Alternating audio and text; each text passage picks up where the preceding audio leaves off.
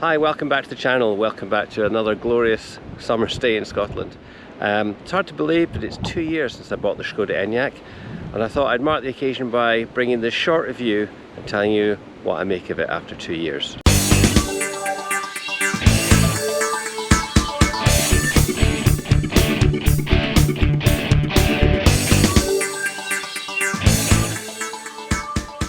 So 2 years has gone by incredibly quickly. I can still remember the day I got a lift from one of my friends, Brian, in his Tesla across to Dunfermline to pick up the Enyaq, and the excitement really was building because I had such a disappointing ownership experience with my Model 3 that I was just desperate to get into something better, and thankfully, with a couple of exceptions, the Enyaq has delivered. So let's deal with those negatives first. The only real negative I've got, apart from the fact obviously it doesn't accelerate like a Tesla, but it's not the same kind of car. The only disappointment is the lack of preconditioning on the battery. This is well documented. Skoda are aware of it. They've announced they're going to fix it on model 2024 cars, but it's still unclear as to whether this car and other older cars will get the update. Having said that, I have worked out ways to work around the lack of preconditioning, and for those who aren't aware of it, the issue is that unless the battery is in the correct temperature range and is also at a low enough state of charge, then you will not get the maximum charge rate, which on this car, post the update it had in November last year, is 120 kilowatts. Now, I have seen close to 120 kilowatts on this car, but in order to get there you need to be below 15% state of charge. It's fair enough, that's a battery characteristic, but you also need to have the battery at or above 23 degrees when you start. That's the part that this car struggles with, because if you drive the car even for a number of hours over quite a distance, it will try to keep the battery cooled. The thermal management kicks in and it tries to cool the battery down. The only way to get the battery temperature up is to either rapid charge, so you need to do a rapid charge before you get to the charger where you want to hit the maximum rate, and that's difficult because obviously then you raise the state of charge. Or you can do what's called yo-yo driving, which means you accelerate hard, put on B mode, and then have maximum regen, and then you rinse and repeat. So you drive in a yo-yo fashion. That's not particularly comfortable. I wouldn't do it unless I had passengers. That's not particularly comfortable. I certainly wouldn't do it if I had passengers in the car. It's not great for the driver, but you can do it. I have actually only ever done it in order to prove the point for YouTube videos. Other than that, I just accept the fact that the car will charge at a slower rate. It's perfectly fast enough. It's quite easy to get over 80 kilowatts, and to be honest, by the time you go into the service area, grab a cup of coffee, go to the toilet, have something to eat, it's plenty fast enough. But it's disappointing that we don't have the ability to choose. One other thing to update is that I've changed the tyres after 2 years and just over 25,000 miles. The tyres fitted from the factory were Enyaq. They were excellent, but one of them had a nail in it, 2 others were down to 3 millimeters of tread left.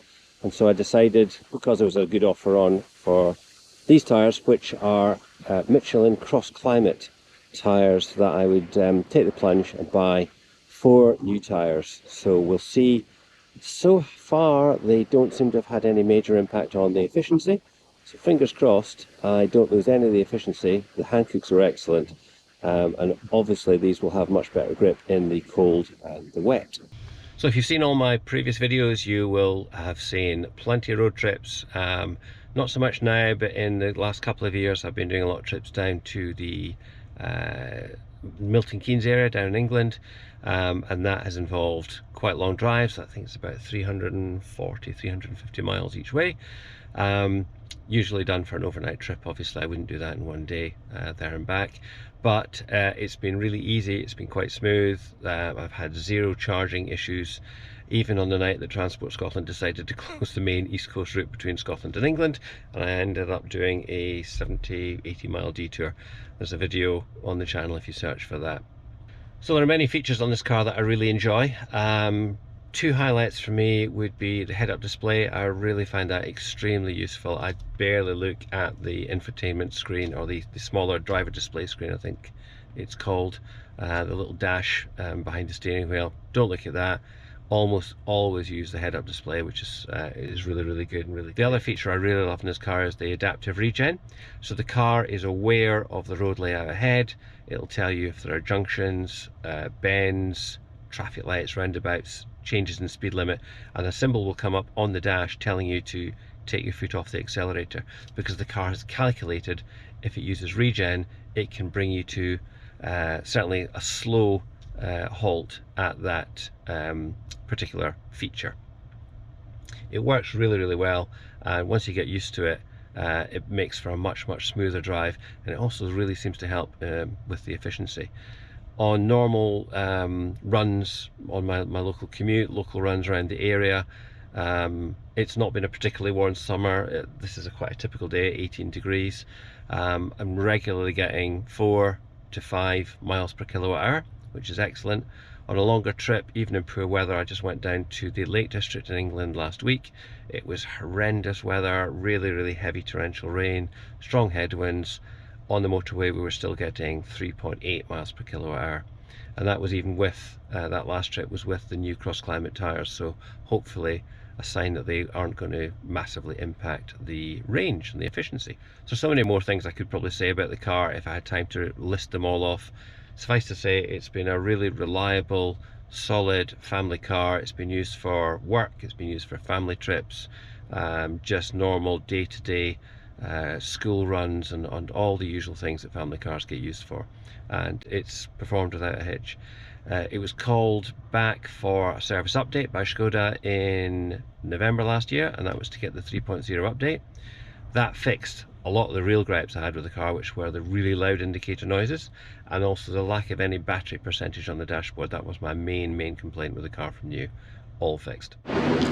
One of the best parts about the Enyaq is the boot. This boot is cavernous. It's got this top cover. I love that, not having to mess about with taking a cover out. Another great feature of the boot, at least if you have, I think it was called the transport package, is as well as these hooks, I have the lever here, which if you flip that, you can drop the rear seats without actually having to go around and undo them from the side door. In terms of servicing, the car needs a service every 2 years. That's regardless of mileage. There's a lot of misinformation out there online, even some dealers telling people it needs to be serviced at 10 or 20,000 miles. I've seen reports of. It's not, it's every 2 years. This car was due its service in July, so last month, and when I inquired at my Skoda dealer, I was quoted £300. Now that was a disappointment, and I queried it and I asked whether I could have the normal oil and filter change service, which was advertised at 175, and I was told it had to be £300 because there are special mechanics. Well, I obviously didn't go to them. They weren't willing to shift on the price. So what I actually did was, if you're in the UK, a lot of you will know about Cleveley EV down in Cheltenham.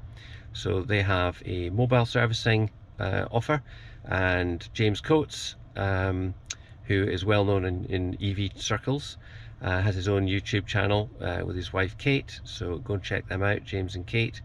And he came up actually while I was on holiday in France, left my keys with a neighbour. James got the keys from the neighbour, serviced the car, actually highlighted the fact that I had a nail in the tyre, and 2 other tyres were low on tread as well, so there were no issues with that whatsoever. He actually did a much more comprehensive service than is recommended by Skoda, as well as the basic inspection and pollen filter change. He put the car up on jacks and stripped and cleaned and lubricated all the brake calipers. So a really comprehensive service, and that came in considerably less than the official dealer price. So servicing hasn't been a major issue. I actually got a really comprehensive service and it was just over £200. The only other thing I would say is that I see a lot of discussion on Facebook groups, particularly about the Enyaq, as to whether you need a 60 or an 80. Obviously the 80 gives you a little bit more range, however the extra weight means it's slightly less efficient. All I can say is that I have regularly been doing drives of 6 hours in length in the UK, around about 350 miles. So going from the Edinburgh area here down to Milton Keynes, which is just about an hour north of London. So it's a reasonable distance, and it's been really easy in this car. The range in the summertime, it claims, is about 240 miles. I've never tested that to the limits because, frankly, I cannot keep going for 240 miles. We did a recent trip. I also have a dirty diesel secret. I've got a Volkswagen camper van. We did a trip to France, and that involves 11 hours driving down to the south coast of England to catch the ferry. And obviously in a diesel we weren't constrained by the need to stop and refuel. However, looking at Google Maps and our history on that, the longest leg we did was 190 miles, and that is in a diesel vehicle which didn't need refueling. The reason we stopped was the humans. We needed to stop to go to the toilet, we were tired, we needed some food, whatever. And actually, looking at the calculations, I think driving in the diesel, because it wasn't able to refuel itself while we were eating, we actually had more stops, because we had food stops, drink stops, toilet stops, and we had a fueling stop as well when we got down there, because funnily enough it claimed to have 550 miles of range. After about 400 it needed refueled. So actually the 60 has been perfectly adequate for my needs. If you're a little more nervous about whether or not the range will be enough, then fine, get the 80 and give yourself that extra comfort. But honestly, it hasn't been a factor for me in any way whatsoever. I reckon personally that the 58 kilowatt hour battery is probably around the sweet spot. Anyway, that's probably enough for me today. Thanks for watching. If you've enjoyed this video, please don't forget to like and subscribe. If you've got any questions about the Enyaq or electric cars in general, please don't hesitate to leave a comment below, and I will try and respond if I'm able to. Thanks again, and I'll see you in another video soon.